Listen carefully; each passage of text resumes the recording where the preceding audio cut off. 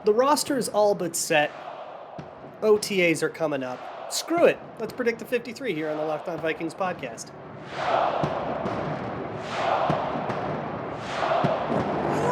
Ooh-wee! You are Locked On Vikings, your daily Minnesota Vikings podcast, part of the Locked On Podcast Network, your team every day. What's going on, everybody? Welcome to another episode of the Locked On Vikings podcast, part of the Locked On Podcast Network, your team every day. As always, I am your host, your pal, and the kid you copied off in math class. My name is Luke Braun. You can find me on Twitter at LukeBraunNFL. You can find the show on Twitter at Locked On Vikings. And thank you so much for making Locked On Vikings your first listen of the day, each and every day. Let's talk about the 53-man roster. So, zone coverage. My good buddy Nick Olson and I decided to do a little dueling 53-man roster prediction way too early. So I must discuss my takes with all of you. So we're going to do that today. We're going to go over the whole 53. And what'll be fun is to see just how wrong this ends up being. Because, look, by this point, the 90 probably isn't the actual 90 that goes into camp, right? Usually there's some weird free agent, or there could even be like a unique Ngakoue style trade or something like that. They have some cap space to play with if they wanted to, or that could just roll over to next year. There are some options, and we'll see kind of what goes on. But with the 90 that we have right now, who would make it if I had to do cut down day tomorrow, if I had to predict how camp would go, which is how I usually think about these things. We'll get into position designations and stuff too a little bit, because what's a D lineman, what's a linebacker is like a little weird to figure out in a defense like this Vic Fangio kind of 3-4 deal.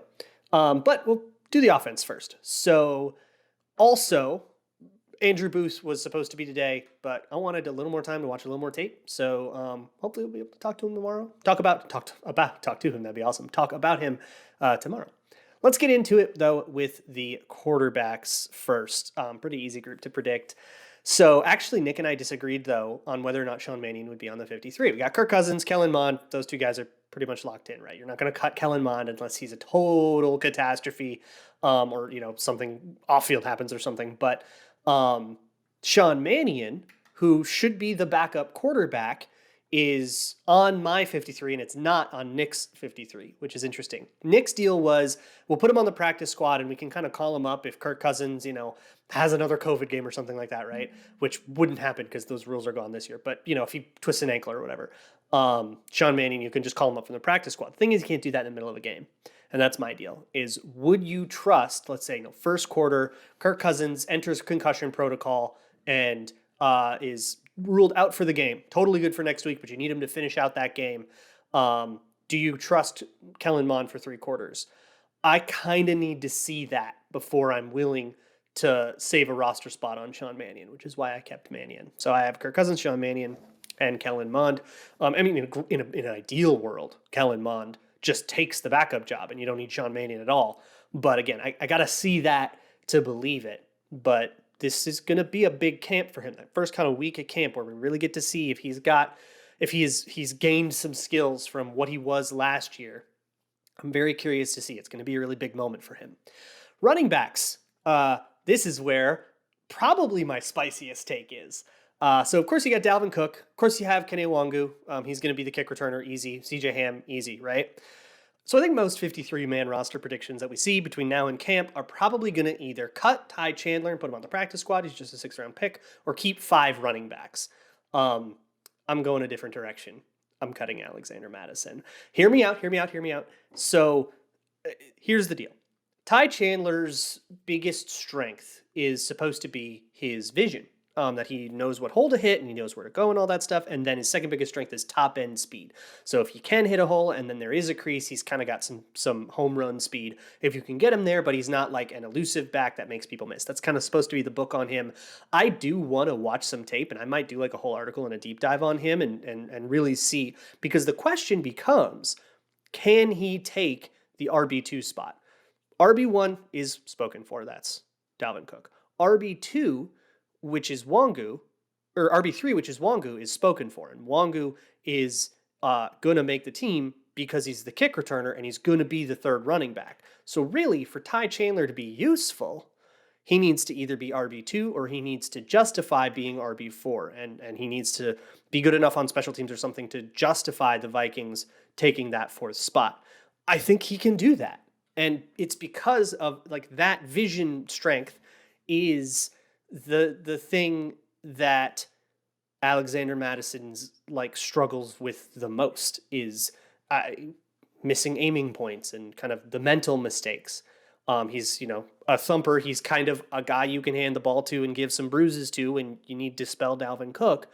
And he's got the hurdling thing and all that stuff. And I think his athleticism is fine. Like he is capable of being, he's certainly a rosterable receiver. But I cut him with the idea that like he probably then just goes and gets somebody onto somebody else's 53 on cut down day. That's, I don't know. It's a bit of a spicy take, but it's May. All right. So we're going to be a little spicy about it. And I genuinely think this is more of a battle than people are going to give credit for. Also, I think Kennedy Polamalu was a huge Alexander Mattison guy, and he's not in the building anymore.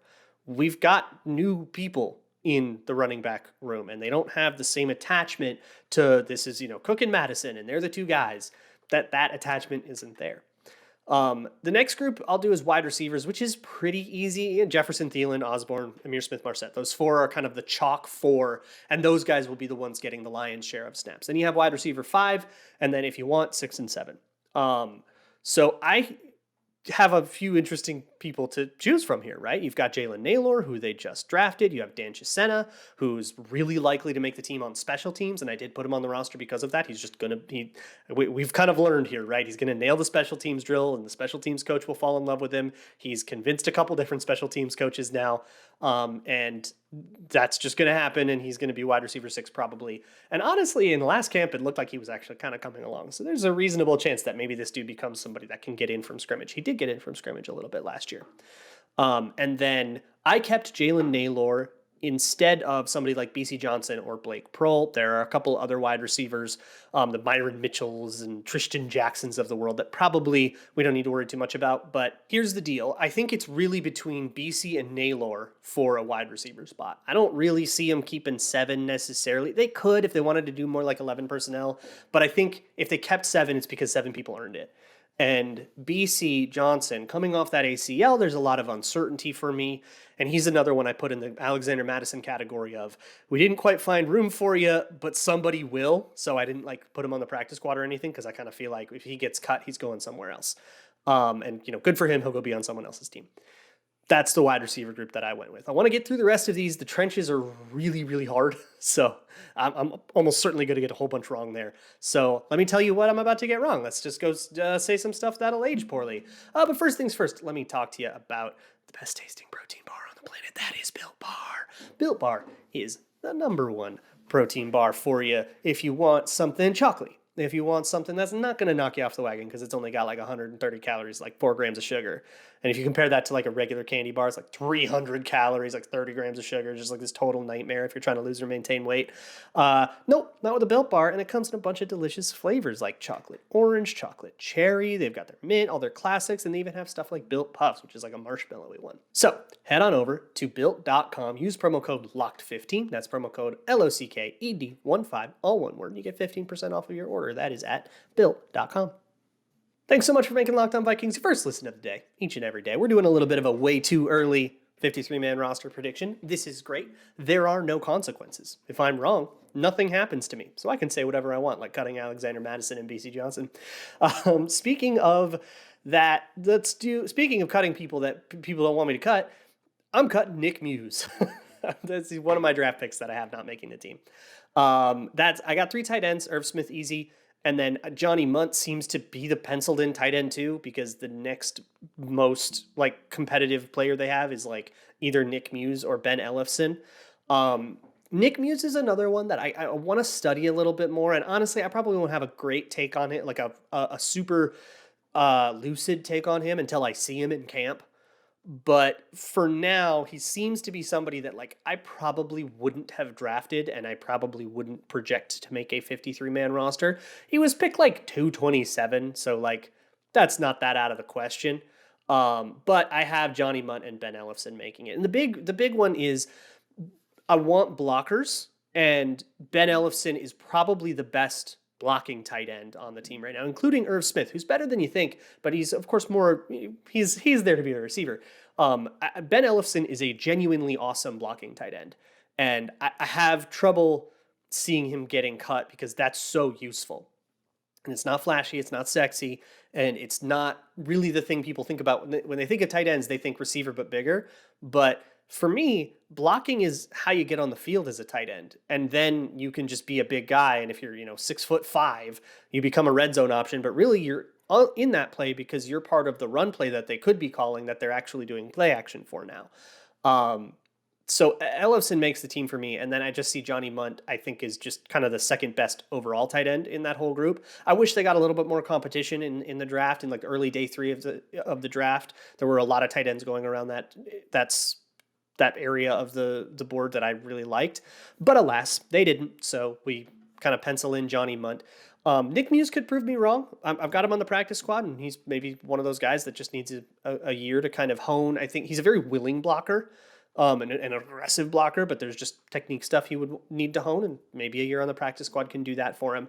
But he'll have to beat out a guy that is sort of a pet of Kevin O'Connell to do it. Good luck. I would love to see him prove me wrong. Let's move on to the O-line, and this is hard. So, I mean, some of it's hard, right? Darisaw, Cleveland, Garrett Bradbury, Brian O'Neill, all those guys. Ed Ingram, of course, second round pick. They're not going to cut him. So there's 5 there that you can kind of pick up and set aside. Who wins the starting right guard job? I think, who knows, right? I have Ed Ingram penciled in there, but it could be Jesse Davis. It could be Chris Reed. It could be Wyatt Davis as a dark horse. But it could be anybody, right? But either way, I mean, Ingram's not going to get cut, right? So that leaves, I have 4 spots. I kept 9 OL. You could keep 10 if you had to. I didn't really feel the need to. And those guys I kept were Wyatt Davis, Oli Udoh, Jesse Davis, and Blake Brandel. This is a weird group to do, and I was really, really different from Nick. Nick kept Chris Reed, and I didn't. I want to keep Chris Reed. I actually think Chris Reed is a better O-line than like all of the people I just mentioned as like depth guys. But his experience at center, I don't think is enough to make him like truly the backup center. I think what could end up happening is you maybe have Wyatt Davis take some center snaps and try to become the backup center. You could also keep Austin Schlottman if you wanted to do that, or Chris Reed. But I put Chris Reed on the practice squad, and he'll be one of those guys that kind of gets called up a whole bunch and maybe ends up on the 53-man roster later. I've got a couple people with the call-up rules and how different it is in like active game day and stuff. You kind of have an expanded roster. It's like the top like 56-ish guys are like really functionally. So there are a few guys on my practice squad, and Chris Reed's one of them, that definitely are functionally on the roster, and I'm just sort of stashing them on the practice squad to try to artificially make some extra space. I think Oli Udoh is the 3rd best tackle on the team.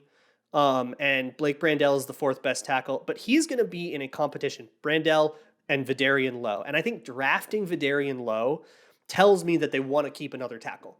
And that they wanted Blake Brandel and the new guy to compete for a roster spot. And it kind of tells me there's a roster spot to compete for. So that's why I kept one of them. And I guess I just went chalk. I think Blake Brandel can win a competition there. He's done it before. But it's one of those two. I took Brandel in that, but if it turns out to be Vidarian Lowe, I certainly wouldn't be shocked. And I kept Jesse Davis because he can play both guard and tackle. I kept Wyatt Davis kind of out of hope. If Chris Reed does make the team, I think Wyatt Davis would be the one that doesn't. But I'm just not ready to give up on him yet. I really liked him pre-draft. I think there's a very understandable reason why his rookie season went the way it did, that he was injured in camp and then he fell behind, and then that happens a lot to a lot of O-line. Like, it's not an uncommon thing. And I think he can maybe pull it together and at the very least become rosterable. If not, I'm not counting him out for winning that right guard job. Like, it absolutely is a thing that could happen if he can stay healthy. Let's talk about the D-line. So I divvied up into interior and exterior. So I counted like edge rushers as guys like Daniil Hunter and Zadarius Smith, even though Zadarius Smith is listed as a linebacker. I don't know, call him whatever the hell you want to call him. He's making the roster.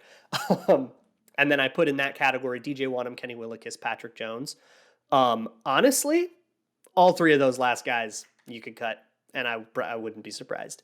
But there is just no roster pressure here because the other guys in this group are either undrafted free agents, Luigi Villan, Zach McLeod, or Sezi Atomowo, who I think might be more of an interior guy. At any rate, I didn't roster Atomowo because he seems like really raw and maybe he needs a year of kind of NFL coaching to put more techniques together. He hasn't put it all together yet. So I didn't put him on the roster. Nick put him on the roster. That's one of the places where we disagreed. And that's it for edge rushers. So they might not keep as many edge rushers. I kept 5. They might not do this, right? You might not have Willekes and Jones. I did in mine. But also because the interior defensive line, I didn't really have a lot of guys that I missed. So I had Dalvin Tomlinson, Harrison Phillips, and then I kept Armon Watts, James Lynch, and in a bout of hope, Jaylen Twyman. He's another guy from the 2021 class that I'm not giving up on him, right? I really liked his tape when I watched it. Really sad what happened to him, getting shot, going home to see his aunt. And he's fully recovered. He's going to be there at workouts and stuff. Really excited to see what he can do. And I think he's going to surprise people, but that's more of an optimism thing. I'm just optimistic that he's going to earn that spot. If he's just kind of a guy and he's just random, I don't think you replace him with anybody. I think you just cut him and you keep another O-line or something. James Lynch and Armon Watts are also kind of chalk. The guys that could come up and beat this guy out are either futures contracts or undrafted guys. I mean, it's like Julian Taylor, TJ Smith, T.Y. McGill. Julian Taylor is a really, really interesting case. And Nick actually rostered Julian Taylor, and I don't really disagree. He is totally my dark horse. I didn't find room for him on mine, and I sort of went a little more chalk on that group. But I could totally see Julian Taylor. If you remember, he's the guy who was a perfectly rosterable player in San Francisco when Kwesi was there. And he tore his ACL, and he hasn't played for 3 years. So super, super wild card, right? And he's coming off this horrible injury. But before that, he was somebody you would really project to make the roster. So if he truly is fully recovered, he is kind of a dark horse for that spot. We'll see, right? I still got to go over the linebackers, the secondary specialists, and all that stuff. So we will get to it. But let's move along with those linebackers. Actually, one more thought about the edge rushers before I move on. Sorry. I did not roster Janarius Robinson. I think Janarius Robinson and DJ Wanham are in a 2-men enter, 1-man leaves situation. I think there is a role for that style of player that I've been calling it the Jack. Some people call it the Buck. Some people call the Jack something totally different. But the sort of true hybrid linebacker / D-line where they actually do drop off into coverage a little bit more. And they have a little bit, you're using their speed, you're using their range a little bit more, and they're less about setting the edge. I think there is room for one of those guys on the roster. DJ Wanham and Janarius Robinson are both that kind of guy. And they're definitely more of Mike Zimmer defense fits. So even though both of those guys are 4th-round picks, I think one of them gets cut. I'm picking DJ Wanham out of just a sense of chalk in that battle, but Janarius Robinson could totally come beat him out for that. I wouldn't be surprised at all, but I picked one of them. Anyways, to the linebackers. I'm only keeping 4 linebackers. And when I say linebackers, I mean inside linebackers, off-ball linebackers. Eric Kendricks, Jordan Hicks, Brian Asamoah are all basically guaranteed roster spots.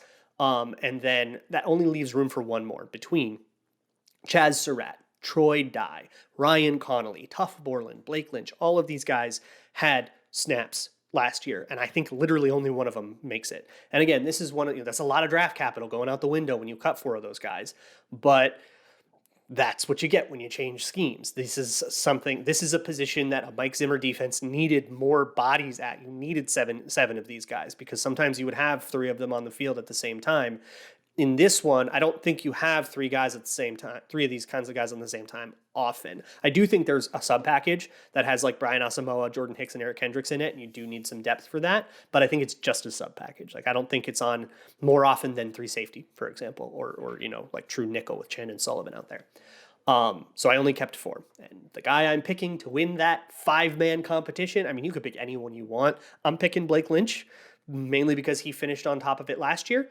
And I think he's genuinely the best one. I think he's the best run defender of all of those guys.